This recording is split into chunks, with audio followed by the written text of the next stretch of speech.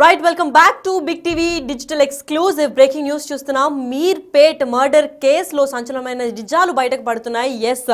అయితే మీర్పేట్ మాధవి హత్య కేసులో మరో సంచలనమైన నిజం కూడా బయటకు వచ్చింది. ఇటీవలే చూసుకున్నట్లయితే రెండోసారి కూడా కస్టడీలో గురుమూర్తిని విచారిస్తున్నారు పోలీసులు. ఆ విచారణలో గురుమూర్తి ఒక్కడే కాదు, ఇంకా చాలా మంది కూడా కలిసి ఉన్నారు ఈ హత్యకి రిలేటెడ్ గా అని కూడా చెప్పారు. అయితే ఒక్కడే మాధవిని చంపాడా లేదా ఇంకా ఎవరైనా సహకరించారా అనే కోణంలో కూడా విచారణ కొనసాగుతుంది. ఇప్పటికైతే మరి మాధవిని గురుమూర్తి ఒక్కడే చంపలేదని పోలీసులు కూడా అనుమానం వ్యక్తం చేస్తున్నారు. మరి ఇది ఎంతవరకు నిజమని విచారణ అనంతరం తెలుస్తుంది. అంతేకాకుండా గురుమూర్తికి ఎవరెవరు సహకరించాలని పోలీసులు కూడా ఆరా తీస్తున్నారు. గురుమూర్తికి ఓ మహిళ సహకరించినట్లు కూడా అనుమానాలు వ్యక్తం చేస్తున్నారు. ఎందుకంటే ఇటీవలే గురుమూర్తికి కూడా కొన్నాళ్ళుగా ఒక మహిళతో వివాహితర సంబంధం ఉందనే విషయం అందరికీ తెలిసిందే. సో ఆ వివాహితర సంబంధం ఉన్న మహిళే తినకు కూడా సహకరించింది అని చెప్పి పలు అనుమానాలు కూడా వ్యక్తం చేస్తున్నారు. అయితే గురుమూర్తి ఫ్యామిలీలో మద్దతుపై వివరాలు బయటకు లాగుతున్నారు పోలీసులు. అయితే ఏ ఒక్క ఎవిడెన్స్, ఏ ఒక్క క్లూని కూడా వదలకుండా తీవ్ర స్థాయిలో ఛేదిస్తున్నారని చెప్పుకోవచ్చు. మరి దీని గురించి మరింత సమాచారం ఇవ్వడానికి మా ప్రతినిధి సురేష్ లైన్ లో ఉన్నారు. సురేష్, చెప్పండి, కస్టడీలో మరి సెకండ్ టైం గురుమూర్తి సంచలనమైన నిజాలు కూడా బయట పెడుతున్నారు. అయితే గురుమూర్తితో పాటు ఇంకా చాలా మంది కూడా ఇన్వాల్వ్ అయి ఉన్నారు ఈ హత్యలో అని చెప్పారు. అసలు దీనిలో జరిగిన నిజాలు ఏంటి, అసలు దీనిపైన పూర్తి అప్డేట్స్ ఏంటి సురేష్? గురుమూర్తిని పోలీసులు 5 రోజుల పాటు కస్టడీకి కోర్టు అనుమతించడం జరిగింది. నిన్న చెల్లపల్లి జైలు నుంచి గురుమూర్తిని మీర్పేట్ పోలీసులు కస్టడీలోకి తీసుకొని ఈ రోజు నిన్నటి నుంచి విచారిస్తారు.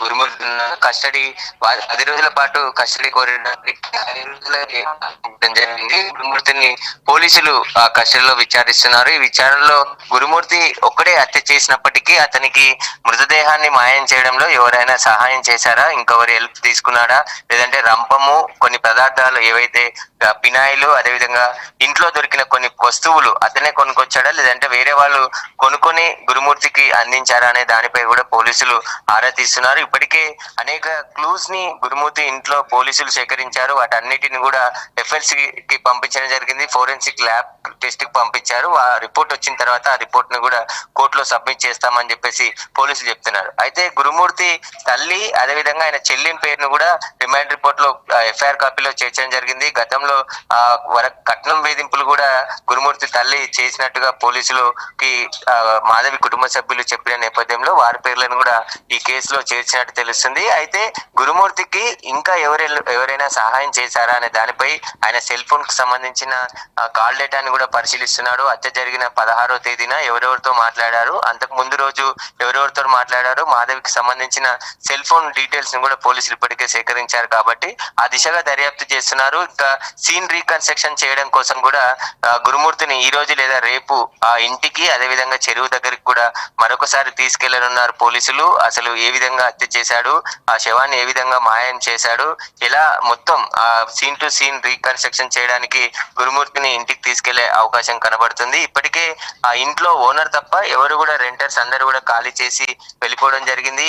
ఈ కేసుకు సంబంధించి మీర్పేట్ లో సంచలనంగా మారింది. మీర్పేటే కాకుండా దేశవ్యాప్తంగా కూడా తాను ఈ హత్యకు సంబంధించి ఇంత క్రూరంగా హత్య చేసి ఆ తర్వాత బాడీని ఒక పీస్ కూడా మిగలకుండా మాయం చేయడంలో గురుమూర్తి ఏ విధంగా చేశాడు, ఇతనికి ఎవరు సహకరించారనే దానిపైన పోలీసులు దృష్టి పెట్టారు. ఈ 5 రోజుల పాటు గురుమూర్తిని విచారించి మరికొన్ని ఆధారాలు సేకరించడం కోసమే కస్టడీకి తీసుకున్నట్టు తెలుస్తుంది. రహస్య ప్రాంతంలో గురుమూర్తిని ఉంచి పోలీసులు అయితే విచారిస్తున్నారు. ఆయనకు సంబంధించిన పూర్తి ఆధారాలు ఇంకా మరికొన్ని సేకరించి గురుమూర్తికి శిక్ష పడే విధంగా ఈ కేసులో, ఎందుకంటే గురుమూర్తి శిక్ష నుంచి తప్పించుకునేందుకే భార్య మృతదేహాన్ని మాయం చేసేసి ఒక ఆనవాళ్ళు దొరకకుండా చేస్తే మిస్టరీగా మిస్సింగ్ కేసుగా మిగిలిపోతుందని చెప్పేసి కూడా గురుమూర్తి భావించినట్టు పోలీసులు అనుమానిస్తున్నారు. ఆ కోణంలోనే పోలీసులు దర్యాప్తు చేస్తున్నారు. అయితే గురుమూర్తి గతంలో ఆర్మీలో జవాన్ గా పనిచేసిన సమయంలో చికెన్ కొట్టడం చేసేవాడని చెప్పేసి అందులో భాగంగానే ఈ భార్య మృతదేహాన్ని పీసులుగా కట్ చేసి ఆ తర్వాత బకెట్ లో ఉడకబెట్టి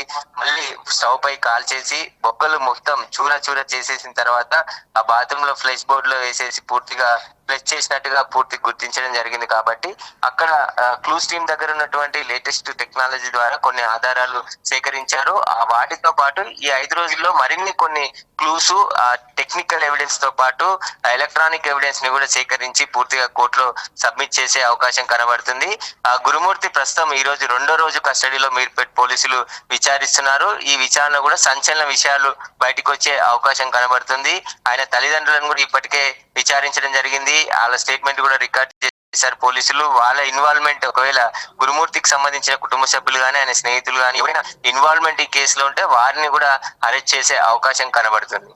మరి సురేష్, ఒక మహిళ కూడా దీంట్లో ఇన్వాల్వ్ అయి ఉంటుందన్నారు. అయితే ఇటీవలే కూడా సురేష్ అంటే ఈ గురుమూర్తికి ఆల్రెడీ ఒక వివాహితర సంబంధం ఉంది కాబట్టి ఆ మహిళ ఈ మహిళ అనేమన్నా అనుమానాలు వ్యక్తం చేస్తున్నారా పోలీసులు?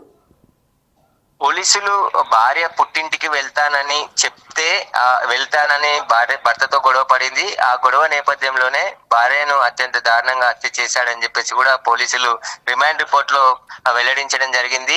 పండగకి ఊరెళ్తానని చెప్పేసి గొడవ పడడంతో ఎప్పటి నుంచో ఆ భార్యను హత్య చేయాలని ప్లాన్ చేసుకున్న గురుమూర్తి అదే అదునుగా చేసుకొని భార్యని హత్య చేసి ఆ తర్వాత మృతదేహాన్ని పీసులుగా చేసి మాయం చేశాడు. కాబట్టి ఇతనికి వివాహేతర సంబంధాలు ఉన్నాయా, మహిళ ఎవరు అనే దానిపై కూడా పోలీసులు ఆరా తీస్తున్నారు. గతంలో ఇద్దరిది భార్య గురుమూర్తి ఇద్దరిది ఒకే ఊరు కావడం, ఆ ఊర్లోనే ఒక మహిళతో సంబంధాలు ఉన్నట్టు కుటుంబ సభ్యులు గుర్తించి పెద్ద మనుషుల ముందు ఆ పంచాయతీ అంతా కూడా పెట్టి అతన్ని అవమానపరిచారని చెప్పేసి కూడా మనసులో పెట్టుకొని ఆ విషయాన్ని సాకుగా చెప్పి హత్య చేశాడా లేదంటే ఇంకా వేరే కారణాలు ఉన్నాయనే దానిపై కూడా పోలీసులు దర్యాప్తు చేస్తున్నారు. ఇప్పటికే మీర్పేట్ పోలీసులు సిఐ నాగరాజుతో పాటు ఇద్దరు ఎస్ఐలు స్పెషల్ టీం ఏర్పాటు చేసి ఈ కేసుని రాచకొండ కమిషనర్ సుధీర్ బాబు స్పెషల్ గా మానిటరింగ్ చేస్తున్నారు. ఎందుకంటే దేశంలోనే సంచలనంగా మారిన ఈ కేసుని దాదాపు 10 రోజులు పోలీసులు ఎన్ని గాలింపులు చేపట్టినప్పటికీ కూడా మాధవికి సంబంధించిన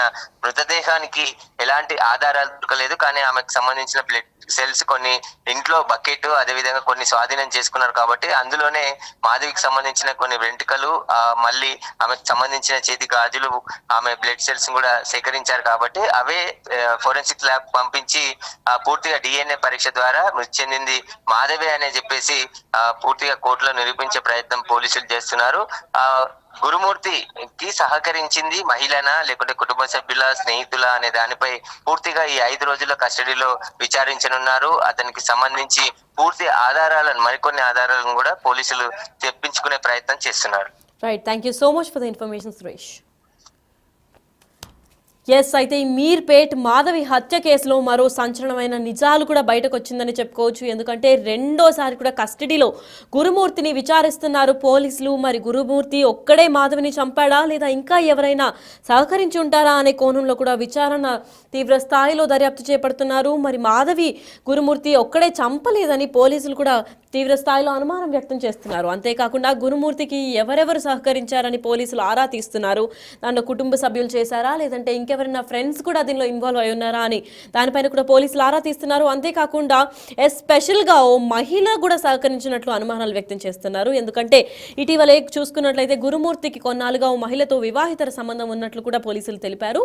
అయితే ఆ మహిళ ఇప్పుడు సహకరించి మాధవి చంపాలి అని చెప్పి ప్లాన్ వేసి స్కెచ్ చేసి ఏమన్నా చేసిందా అన్న కోణంలో కూడా ఆరా తీస్తున్నారు పోలీసులు. మరి విచారణ అనంతరం ఏంటి నిజాలు అనేది అయితే బయటపడాల్సి ఉంది. గురుమూర్తి ఫ్యామిలీ మద్దతుపై వివరాలు కూడా బయటకి లాగుతున్నారు పోలీసులు. మరి ఇప్పటికే గురుమూర్తి ఒక్కడే చేశాడా లేదంటే ఇప్పుడు ఎక్విప్మెంట్ లాంటివి అంటే ఫినాయిల్ కానివ్వండి లేదంటే కెరోసిన్ ఇవ్వండి కాల్చి లేదంటే ఇప్పుడు ఆల్రెడీ డెడ్ బాడీ పీసెస్ని ఒక్కొక్క ప్లేస్లో డిస్మాంటిల్ చేశారు. కాబట్టి దాని అంతటికి ఇంకెవరైనా సహకరించారా లేదంటే ఇదంతా గురుమూర్తి ఒక్కడే చేశాడా అని దానిపైన కూడా అనుమానాలు వ్యక్తమవుతున్నాయి. అయితే దీంట్లోనే ఒక మహిళ కూడా సహకరించి ఉంటుందని పోలీసులు అనుమానం వ్యక్తం చేస్తున్నారు. అంతేకాకుండా మొత్తం గురుమూర్తి కాల్ హిస్టరీ, చాట్ హిస్టరీ, ఇంకా ఫ్రెండ్స్, ఇంకా బంధువుల్ని కూడా మొత్తం కుటుంబ సభ్యుల్ని కూడా అందరి విచారణ తీవ్ర స్థాయిలో చేపడుతున్నారు. ఎందుకంటే ఎవరి హెల్ప్ లేకుండా గురుమూర్తి ఒక్కడే ఇదంతా చేశాడా అని ఇప్పుడుకిప్పుడు అనుమానాలు కూడా వస్తున్నాయి. ఎందుకంటే రెండోసారి కస్టడీలో గురుమూర్తి కూడా సంచలనం నిజాలు చెప్తున్నాడు. మరి దీంట్లో ఇంకా ముగ్గురు కూడా ఇన్వాల్వ్ అయి ఉంటారు అని చెప్పి పోలీసులు కూడా అనుమానాలు వ్యక్తం చేస్తున్నారు. మరి గురుమూర్తి ఒక్కడే చంపాడా లేదా ఇంకా ఎవరన్నా దీనిలో ఇన్వాల్వ్ ఉన్నారా అన్న దీనిపైన అయితే పోలీసులు బయట పెట్టేదాకా విచారణ అనంతరం మనకి ఏమీ తెలియదు. సో దాని వరకు అయితే మనమైతే ఇప్పుడు ప్రస్తుతం వేచి చూడాలని చెప్పుకోవచ్చు.